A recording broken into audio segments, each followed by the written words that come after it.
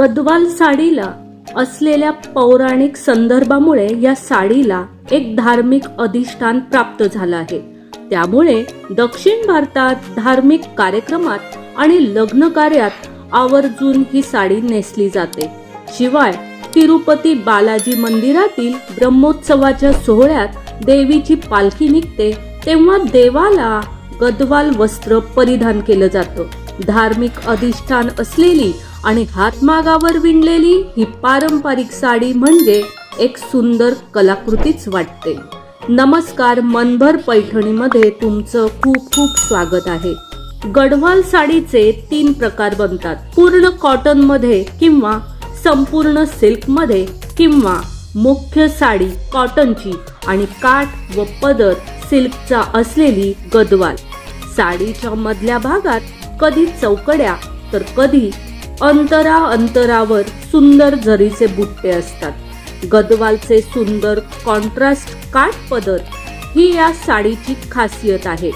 काही डिझायनर गद्वाल मध्ये तर गंगा जमुना काठ असतात, म्हणजे वरचा काठ वेगळ्या रंगाचा आणि खालचा काठ वेगळ्या रंगाचा।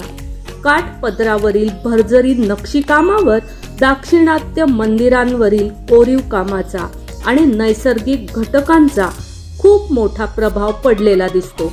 गद्वालच्या काठपदरामध्ये खूप कलात्मक वैविध्यता दिसून येते। या साड्यांच्या नक्षीकामामध्ये विणकरांनी खूप कलात्मक प्रयोग केलेले दिसतात। मोर, कमळ, चाफ्याची फुलं, वेल, कोयऱ्या, रुद्राक्ष, गोपुरम इत्यादी घटकांची सुंदर गुंफण केलेली दिसते।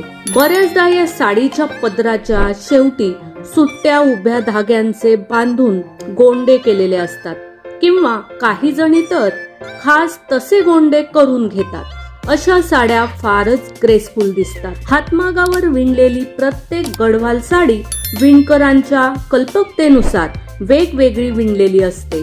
घडीवर खराब होऊ नये म्हणून रुळावर गुंडाळलेल्या स्वरूपात मिळणाऱ्या या साड्या उलगडत जातात। तसतशी साड्यांची सुंदर रंगसंगती आणि अप्रतिम नक्षीकामातले सौंदर्यही उलगडत जाते। तर मग मंडळी, आजच्या व्हिडिओमधील या गढवाल साड्या तुम्हाला कशा वाटल्या ते आम्हाला कॉमेंट्स मध्ये नक्कीच सांगा। व्हिडिओ आवडला असेल तर नक्कीच व्हिडिओला लाईक करा, जास्तीत जास्त शेअर करून कॉमेंट्स देखील करा आणि हो, मनभर पैठणी या YouTube चॅनेलला सबस्क्राईब करायला अजिबात विसरू नका। धन्यवाद।